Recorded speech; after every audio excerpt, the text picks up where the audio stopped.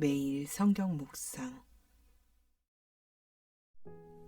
몸이 다시 사는 것과 영원히 사는 것을 믿으십니까? 오늘 말씀은 마가복음 12장 18절에서 27절 말씀입니다. 부활이 없다 하는 사두개인들이 예수께 와서 물어 이르되, 선생님이여, 모세가 우리에게 써주기를 어떤 사람의 형이 자식이 없어 아내를 두고 죽으면 그 동생이 그 아내를 취하여 형을 위하여 상속자를 세울지니라 하였나이다. 7형제가 있었는데 마지가 아내를 취하였다가 상속자가 없이 죽고, 둘째도 그 여자를 취하였다가 상속자가 없이 죽고, 셋째도 그렇게 하여 7이 다 상속자가 없었고 최후에 여자도 죽었나이다. 7사람이 다 그를 아내로 취하였으니 부할 때 곧 그들이 살아날 때에 그 중에 누구의 아내가 되리이까? 예수께서 이르시되, 너희가 성경도 하나님의 능력도 알지 못함으로 오해함이 아니냐? 사람이 죽은 자 가운데서 살아날 때에는 장가도 아니 가고 시집도 아니 가고 하늘에 있는 천사들과 같으니라.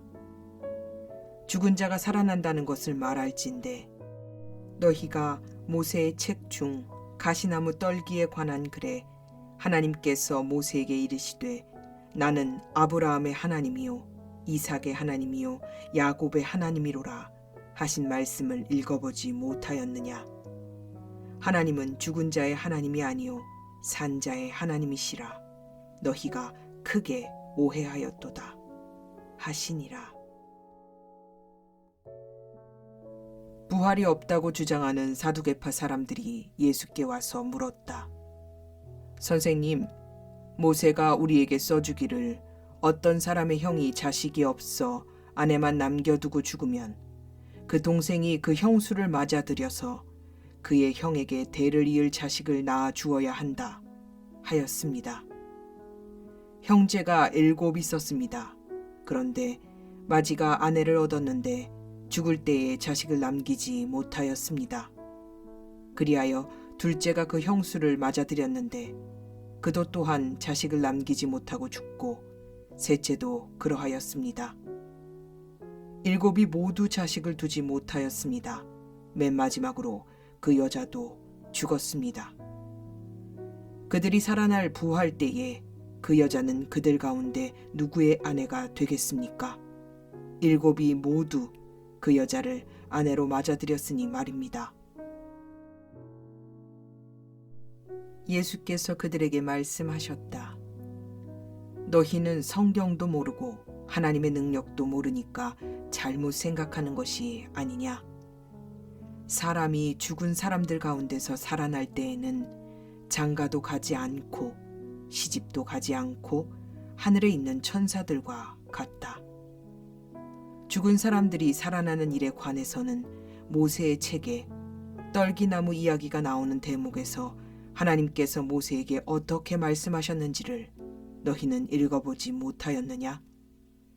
하나님께서는 모세에게 말씀하시기를, 나는 아브라함의 하나님이요 이삭의 하나님이요 야곱의 하나님이다 하시지 않으셨느냐? 하나님은 죽은 사람들의 하나님이 아니라 살아있는 사람들의 하나님이시다. 너희는 생각을 크게 잘못하고 있다. 사두개파라는 이름은 제사장 사독의 이름에서 유래했습니다. 사독은 솔로몬 시대의 대제사장으로 예루살렘 성전의 초대 대제사장 가문의 시초가 되었습니다. 본래 다윗 왕조의 대제사장은 아비아달이었으나 다윗의 말년에 솔로몬이 아닌 아도니아 편에 섰다가 솔로몬이 다윗의 왕위를 계승하게 되자 고향 아나돗으로 쫓겨났지요. 선지자 예레미야가 이 가문 출신입니다. 아비아달이 쫓겨난 이후에 솔로몬을 지지했던 사독 가문이 대제사장이 되었는데 이후 이 사독 가문은 정통 대제사장 가문으로서 명맥을 이어왔습니다. 기원전 2세기경 하스모니안 왕조 때 이 사독의 후예임을 자처하는 다수의 제사장들에 의해 하나의 당파가 형성되었습니다. 이들이 사두개파라고 불리는 사람들입니다. 이들은 예루살렘 성전을 중심으로 활동했는데 예루살렘 성전은 종교뿐만 아니라 정치적인 영향력도 함께 가지고 있었습니다. 때문에 이들은 순수한 신앙 공동체라기보다는 대제사장을 중심으로 귀족들의 권익을 대변하는 일종의 엘리트 정치 집단의 성격이 강했습니다. 안타깝게도 오늘날 이 사두개파의 직접적인 가르침을 알 수 있는 문헌은 남아있지 않아서 이들의 가르침을 알 수 있는 것은 2차적인 자료들에 의존할 수밖에 없습니다. 그 자료들에 따르면 이들은 제사를 가장 중요하게 생각했습니다. 때문에 제사법이 제시된 모세오경만을 인정했지요. 바리새인들이 율법과 거의 동급으로 여기는 장로들의 전통은 거부했습니다. 이들은 하나님께서 세상을 질서 있게 창조하셨기 때문에 인간이 자신의 책임만 잘 감당한다면 이 질서에 맞게 세상이 돌아간다고 믿었습니다. 그리고 이 인간의 책임 중에 가장 중요한 것이 바로 제사였습니다. 이들은 제사만 잘 지낸다면 우주 만물이 평화롭게 잘 돌아간다고 믿었고 이 세상의 질서와 우주 만물의 평화가 자신들의 손에 달린 것이라고 믿었기 때문에 이들의 우월의식은 정말로 대단했습니다. 모세오경에는 부활이 언급되지 않기 때문에 부활이나 천사나 영생, 영혼 등은 이들은 믿지 않았습니다. 사두개파 사람들이 예수께 질문하는 것은 구약 신명기에 나와 있는 형사 취수법이라는 겁니다. 이것이 무엇인가 하면 형제들이 함께 살다가 그 가운데 한 사람이 아들이 없이 죽었을 때 그 죽은 사람의 아내는 딴 집안의 남자와 결혼하지 못합니다. 남편의 형제 한 사람이 그 여자에게 가서 그 여자를 아내로 맞아 그의 남편의 형제된 의무를 다해야 합니다. 그래서 그 여자가 낳은 첫 아들은 죽은 형제의 이름을 이어받게 하여 이스라엘 가운데서 그 이름이 끊어지지 않게 해야 합니다. 라는 구절을 말합니다. 사두개인들은 형사취수법을 근거로 부활이 불합리하고 말이 안 되는 어불성설이다 라는 것을 주장하기 위해 예수님께 질문했습니다. 마가복음에서 본문 이전까지는 사두개인들과 예수님이 대립하는 장면은 나오지 않습니다. 왜냐하면 사두개인들은 성전이 있는 예루살렘을 중심으로 활동하는 사람들이었고 예수님께서는 주로 갈릴리 지방에서 활동하셨기 때문입니다. 또한 사두개인들은 귀족 출신의 엘리트 집단이었기 때문에 주로 서민들과 부딪힐 일이 없었습니다.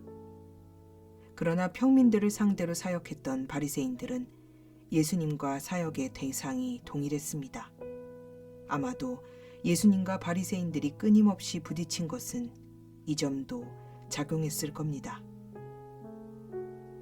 예수님께서 모세의 책에 떨기나무 이야기가 나오는 대목이라고 언급하는 것은 출애굽기 3장의 내용을 인용하고 계신 겁니다.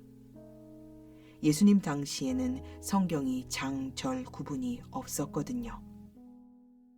따라서 구약을 인용하려면 어떤 특정 인물이나 사건을 알아들을 수 있게 언급하는 것으로 인용하곤 했습니다.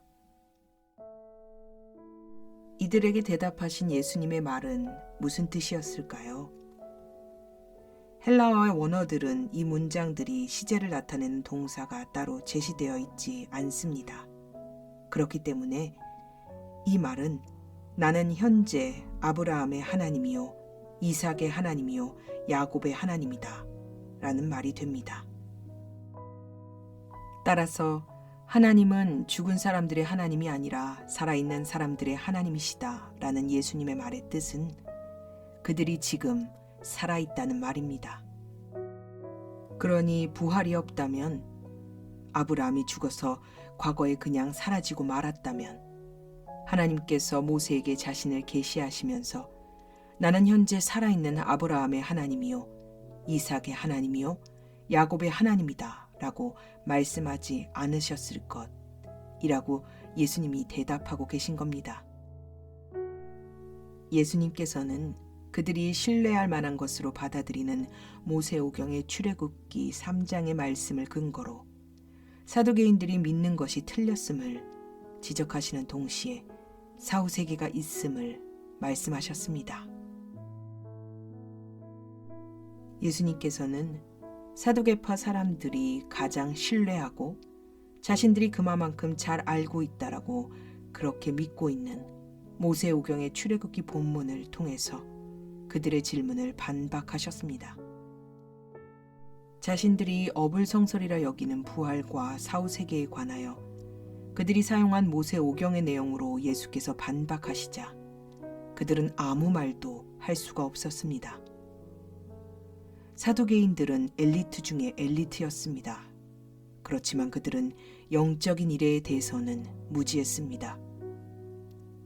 모세오경을 완전히 꿰뚫고 있었으며 매일 올려드리는 상번제와 율법에 기록된 모든 제사를 철저하게 지키는 그들이었지만 영적으로는 아무것도 모르는 그들이었습니다. 그들은 왜 영적으로 아는 것이 없었을까요? 그 이유는 바로 그들이 교만했기 때문입니다. 그들은 자신들이 진리라고 믿는 모세오경만 취사 선택해서 성경을 믿었습니다. 진리의 기준은 사람이 아니라 오직 하나님이신데 말입니다. 또한 그들은 예루살렘 성전의 제사장직을 독점하고 권력과 부를 동시에 누렸습니다.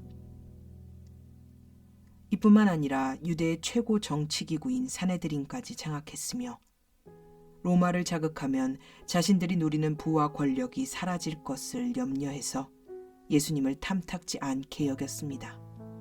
즉, 그들은 철저하게 세속주의자들이요 현실주의자들이었던 겁니다.